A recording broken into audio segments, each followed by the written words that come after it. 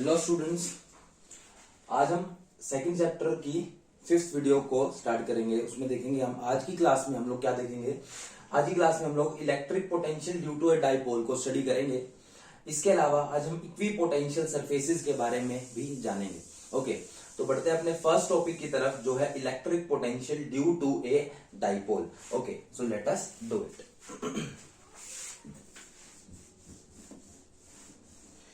क्या टॉपिक है आज हमारा? इलेक्ट्रिक पोटेंशियल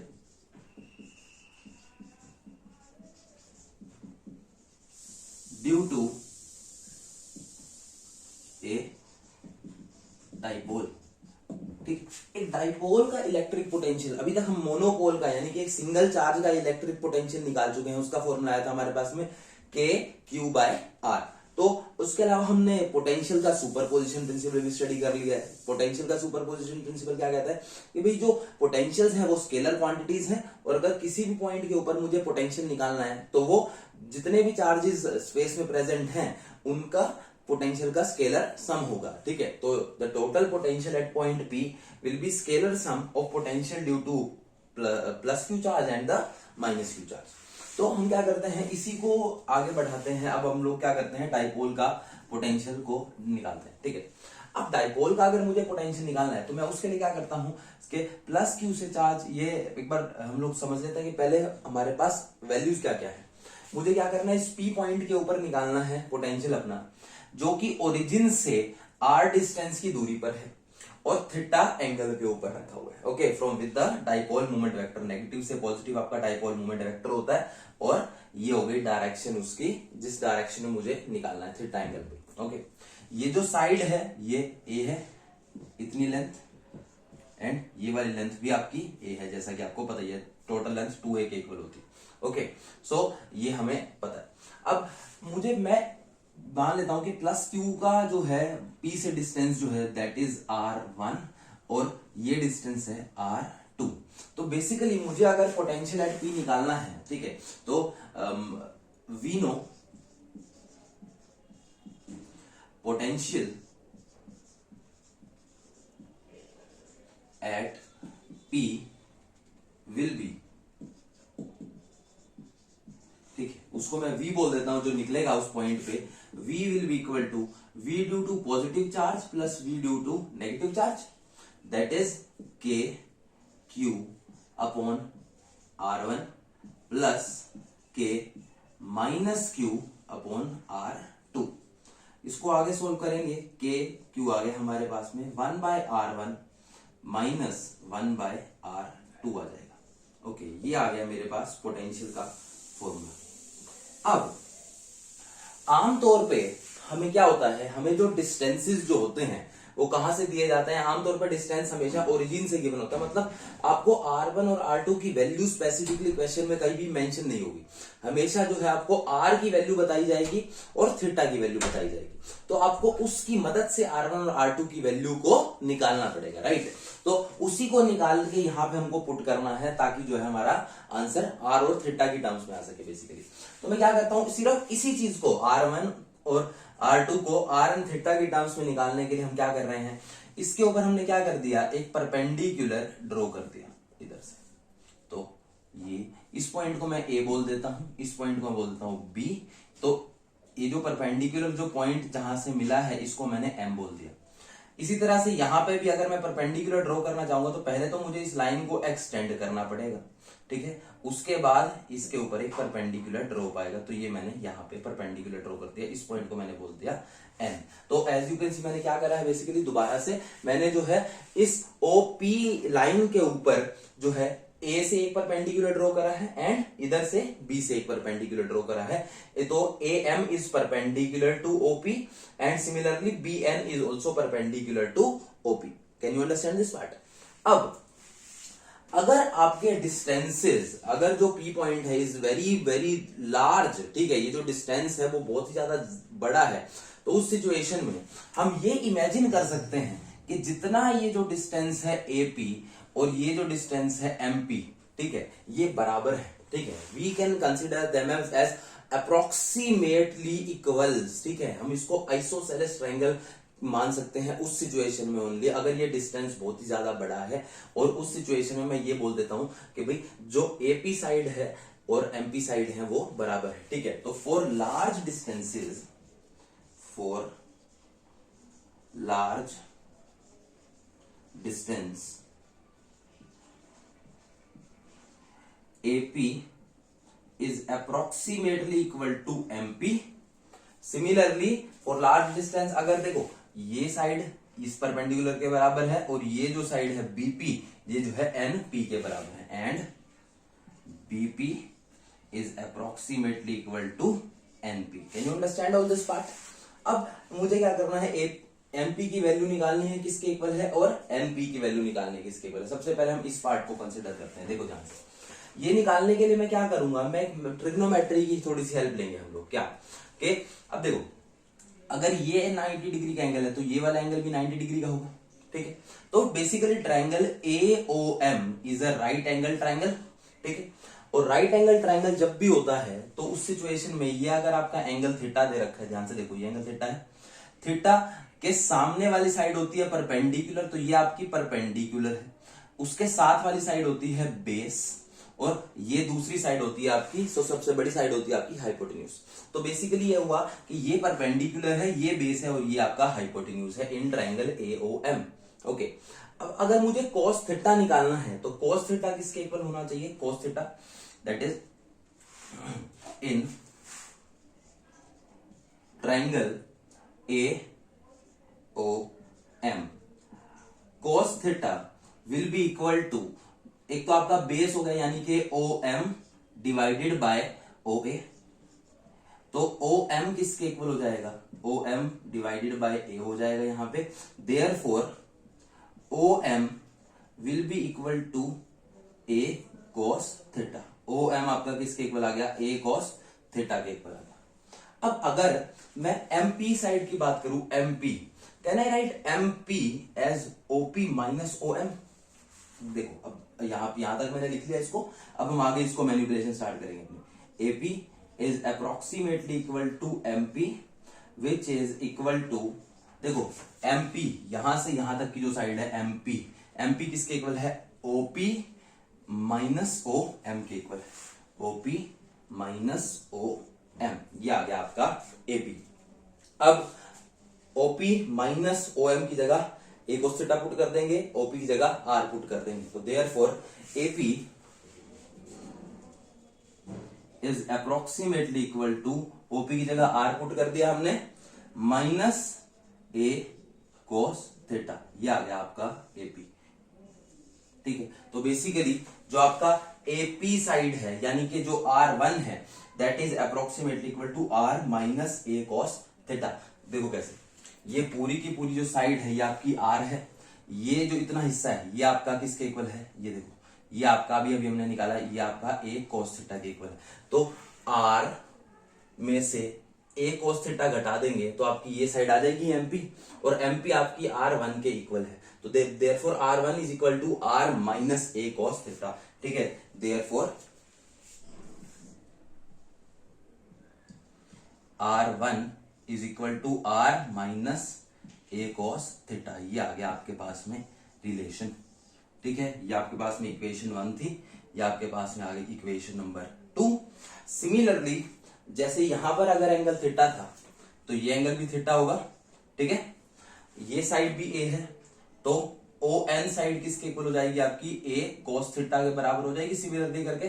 तो देयरफॉर अगर मैं बात करूं तो अभी ये जो साइड है देखो NP is equal to R2 है हमारी, ठीक है। NP is equal to R2, तो NP किसके इक्वल होगी, ON plus OP that is R plus A cos theta. इस चीज को ध्यान से समझें, बिल्कुल बहुत ज्यादा दिमाग लगाने की जरूरत नहीं है, बट बहुत इजी हो जाएगा ये। तो R2 will be approximately equal to R plus A cos theta. इसको आप सिमिलरली करके ये आप लिख सकते हैं, ये आपने सिमिलरली, ठीक। ये होगी equation number 3, putting 2 and 3 in 1। So putting 2 and 3 in equation 1। तो यहां पे हमने क्या करा, 2 और 3 की वैल्यू उठा के 1 नंबर इक्वेशन में पुट कर देंगे। तो हम इसको एक बार जल्दी से इसको एक बार रब करने से पहले इसको नोट डाउन कर लें, ताकि जो है मैं इसको रब करके दोबारा स्टार्ट कर सकूं। ओके, सो हम क्या करेंगे, यहां तक हमारे पास आ चुका है। एक बार मैं दोबारा से एक बार रिपीट भी कर देता हूँ। एक बार यहाँ तक हमने क्या करा है, सबसे पहले मैंने क्या करा, अगर मुझे पी पॉइंट का अगर पोटेंशियल निकालना है तो मैंने क्या करा, सबसे पहले जो है ये बोला कि पॉजिटिव चार्ज की वजह से पोटेंशियल प्लस नेगेटिव चार्ज की वजह से पोटेंशियल। तो मेरे पास में ये इक्वेशन आ गई, ठीक है। फिर मैंने क्या करा कि जो है R1 और R2 की वैल्यूज हमें पता नहीं है, बट हमें एक्चुअल में क्वेश्चन में भी क्या गिवन होगी, हमें R की वैल्यू पता होगी, गिवन होगी क्वेश्चन में, और थीटा की वैल्यू गिवन होगी क्वेश्चन में। तो R1 एंड R2 को आर एन थीटा की टर्म्स में हमें निकालना।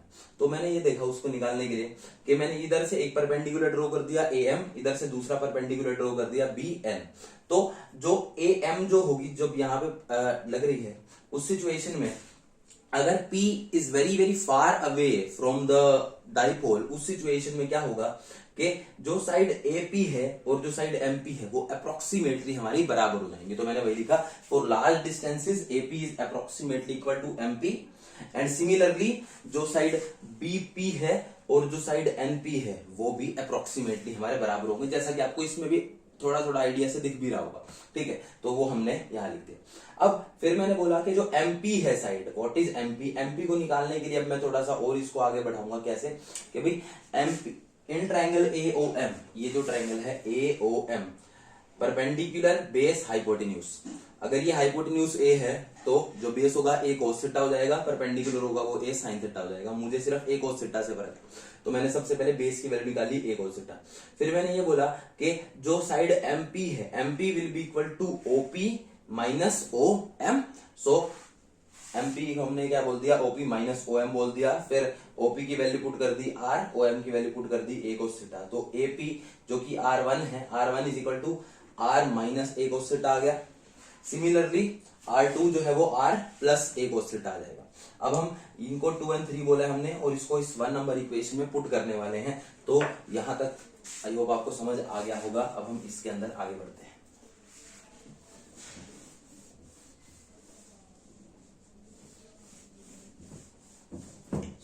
अभी तक हमारे पास में जो इक्वेशन है V की, ये इक्वेशन है KQ divided by 1 by R1 minus 1 by R2, and R1 की वैल्यू है हमारे पास में approximately R minus A cos theta, and R2 की वैल्यू अप्रोक्सीमेटली है हमारे पास में, that is R plus A cos theta.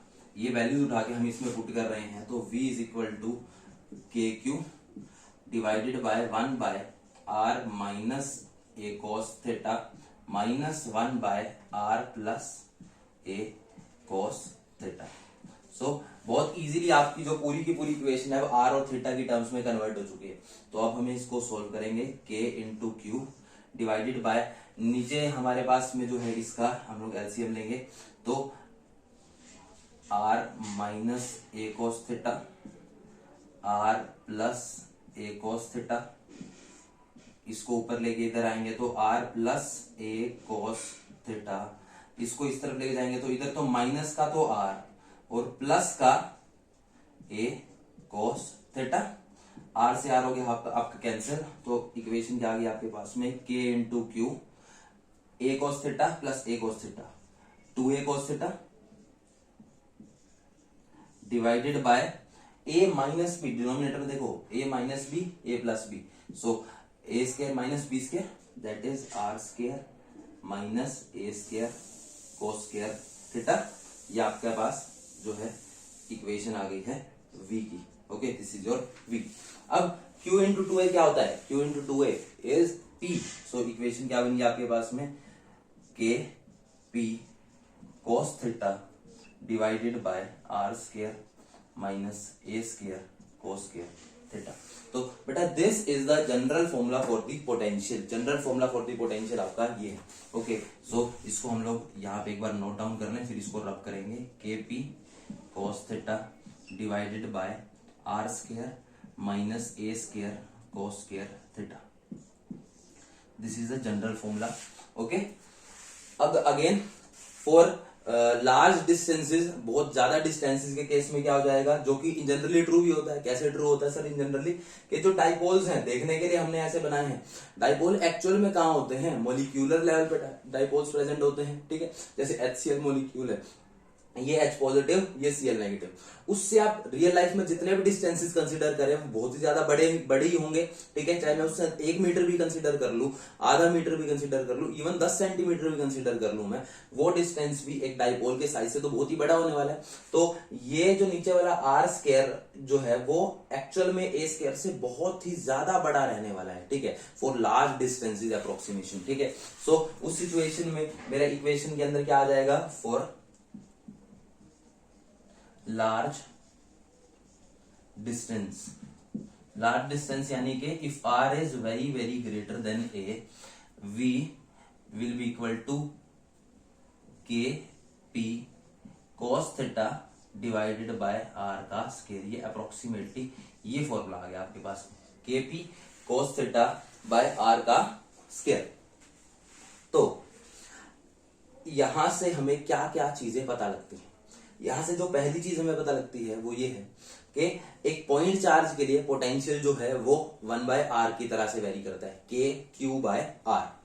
लेकिन एक डाइपोल के केस में ये जो है 1/r स्क्वायर की तरह वेरी करता है, that is kp cos theta by r का स्क्वायर, ओके। दूसरी बात कि जो हमारे पास जो पॉइंट चार्ज है, पॉइंट चार्ज के केस में कोई एंगल की डिपेंडेंस नहीं है। मतलब कि अगर मैं फॉर्मूले के अंदर सिर्फ kq/r है, मतलब क्या है कि अगर ये एक पॉइंट चार्ज है, इसकी वजह से मैं किसी भी एंगल के ऊपर अपना पोटेंशियल निकालूं, सेम डिस्टेंस के ऊपर सब जगह भी मुझे सेम मिलेगा। बट डाइपोल के केस में ऐसा नहीं है।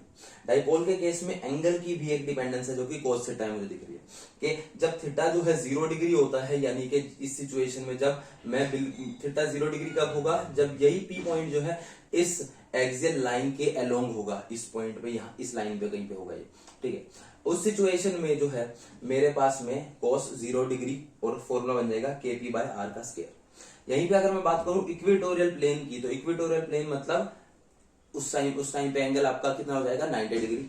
उस पॉइंट पे v की वैल्यू क्या हो जाएगी आपकी, 0। सो इस तरह से हम लोग जो है एंगल की भी डिपेंडेंस को समझ सकते हैं। तो अब हम इसको जनरलाइज, ये तो जनरल फॉर्मूला है मेरा फॉर लार्ज डिस्टेंस। अब इसको क्या करते हैं, एक्सियल लाइन पे और इक्वेटोरियल प्लेन के ऊपर भी लिख लेते हैं, क्योंकि स्पेसिफिकली कभी कभी ये भी मेंशन में पूछ लेते हैं कि भाई derive the formula for electric potential due to a dipole on its axial line. तो आपको यहां तक तो आपने कर लिया, अब एक्सियल लाइन के लिए आपको साथ में मेंशन करना पड़ेगा ये वाला हिस्सा जो मैं अभी करने वाला हूं।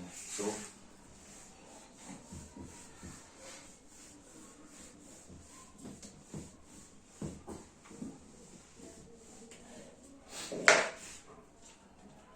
ये फॉर्मूला हमारे पास में v is equal to kp cos theta by r का स्क्वायर, ये फॉर्मूला हमारे पास में है फॉर एक्सियल लाइन,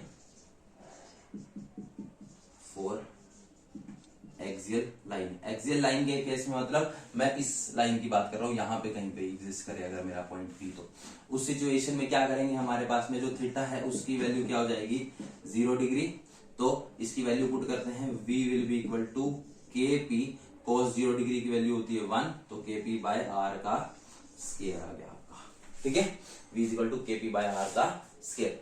यही अगर जो है नेगेटिव चार्ज की तरफ होता तो यहाँ पे 180 डिग्री पुट कर देते, तो उस सिचुएशन में हम लोग जो है यहाँ पे माइनस kp/r स्क्वायर भी आ सकता था, कि अगर जो है थीटा 0 डिग्री है तो ये, तो और थीटा अगर 180 डिग्री है तो उस सिचुएशन में v is equal to minus kp/r का स्क्वायर, ओके। अगर पॉजिटिव चार्ज के अलोंग की बात कर रहे हैं हम लोग इस सिचुएशन में, तो फॉर्मूला है kp/r का स्क्वायर। नेगेटिव चार्ज की तरफ मतलब अपोजिट डायरेक्शन में नीचे निकाल रहा हूं तो माइनस kp/r का स्क्वायर, ये यहाँ पे ये भी आएगा।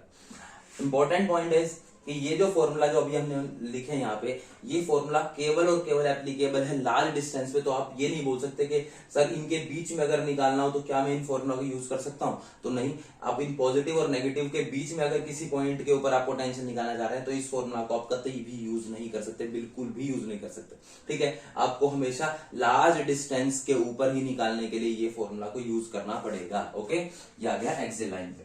अब बात करते हैं इक्वेटोरियल प्लेन की। For equatorial plane, equatorial plane यानी कि आप बात कर रहे हैं इस लाइन के लोग, ठीक है, इसके लोग जो पूरा का पूरा जो प्लेन पास कर रहा है उसकी बात कर रहे हैं, ठीक है। तो इक्वेटोरियल प्लेन के केस में थीटा की वैल्यू हमेशा 90 डिग्री रहने वाली है।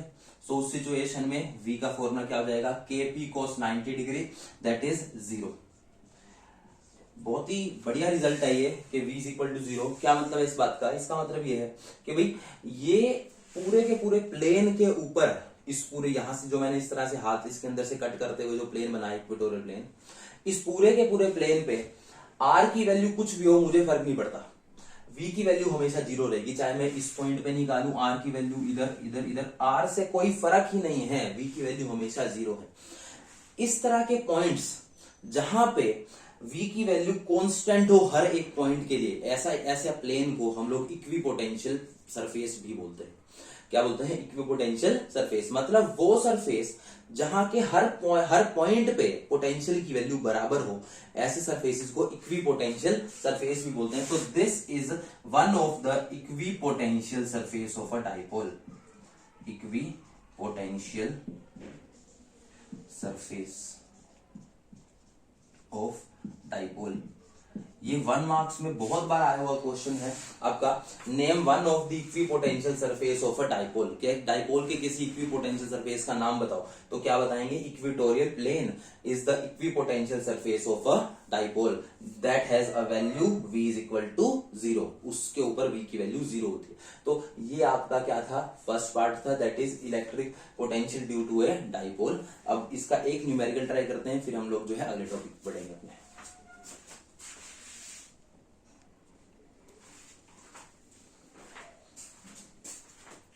Okay students, so let us do this numerical of this electric potential due to a dipole। तो इसमें हमें क्या दे रखा है, two charges 2 microcoulomb and -2 microcoulomb are separated by a distance of 1 centimeter। तो ये हमें इनके बीच का डिस्टेंस रखें।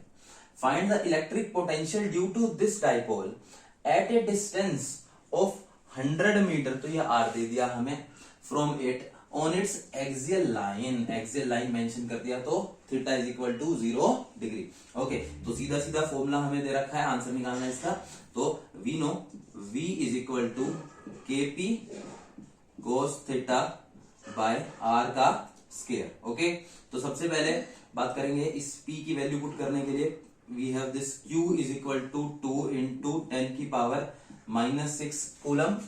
वी हैव दिस 2a, यानी कि बीच का डिस्टेंस पूरा का पूरा 2a होता ना, 2a is 1 centimetre that is 10 की पावर -2 मीटर। तो p की वैल्यू किसके इक्वल आ जाएगी आपकी, q into 2a that is 2 into 10 की पावर -8 कूलम मीटर। तो ये आपकी p की वैल्यू हो गई। अब ऑन एक्सियल लाइन अगर कुछ मेंशन ना हो तो थीटा इज इक्वल टू सीधा सीधा 0 डिग्री पुट कर देंगे। तो एक्सियल लाइन पे theta is equal to 0 degree put हो गया, तो v का फॉर्मूला आ गया आपके पास में kp बाय r का स्क्वायर। अब इसकी वैल्यूज पुट करेंगे और आंसर निकालेंगे अपना। तो v is equal to kp upon r का स्क्वायर। k की वैल्यू होती है 9 इंटू 10 की पावर 9 वैक्यूम में। p की वैल्यू आपको मेंशन कर ही रखी है इन्होंने, दैट इज 2 इंटू 10 की पावर -8 डिवाइडेड बाय r यानी के 100 का स्क्वायर। सोल्व कर लेंगे, 9 2 जा 18 इंटू 10 की पावर 9 -8 10 की पावर 1 डिवाइडेड बाय 10 की पावर 4 दैट इज 18 इंटू 10 की पावर -3 इंटू, और ये यूनिट इसकी क्या हो जाएगी, वोल्ट। तो इस तरह से आप कोई भी इस तरह क्वेश्चन आए तो आप इसको सोल्व कर सकते हैं। तो ये था आपका इलेक्ट्रिक पोटेंशियल एंड कैपेसिटेंस के केस में हमने डाइपोल का इलेक्ट्रिक पोटेंशियल आज निकाला है। ओके, इसके अलावा आज हमारा टॉपिक क्या है कि भाई जो हमको इक्विपोटेंशियल सरफेस के बारे में समझना, तो आज केवल इसकी डेफिनेशन समझेंगे, कल इन इक्विपोटेंशियल की प्रॉपर्टीज को समझेंगे। अभी एक इक्विपोटेंशियल सरफेस के बारे में आपको बता भी दिया है, अब इसको घर से पहले रीड करें, इसके बाद इसकी प्रॉपर्टीज को हम करेंगे। ठीक है, तो सबसे पहले इक्विपोटेंशियल सरफेस।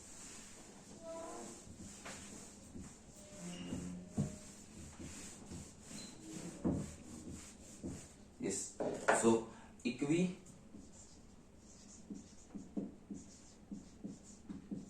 Potential surface. तो बाय डेफिनेशन, जैसा कि इसके नाम में ही हमें समझ आ रहा है, पोटेंशियल इक्वी मतलब इक्वल, पोटेंशियल मतलब पोटेंशियल, ठीक है। तो वो पॉइंट, वो सरफेस जिसके हर पॉइंट पे पोटेंशियल इक्वल हो, उसको हम इक्वी पोटेंशियल सरफेस बोलते हैं। तो the surface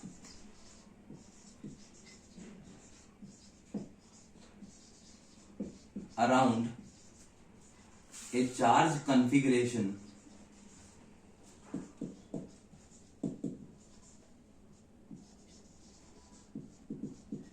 on which every point has same potential, ऐसे सरफेसेस को हम क्या बोलते हैं? इक्वी पोटेंशियल सरफेस बोलते हैं। बेटा इसके बारे में आपको जो है रीड करना है एक बार अपनी नोटबुक से, बुक से, और उसके बाद कल हम इसकी प्रॉपर्टीज को समझेंगे और इसके बारे में स्टडी करेंगे, इक्वी पोटेंशियल सरफेस के बारे में। Thank you very much students.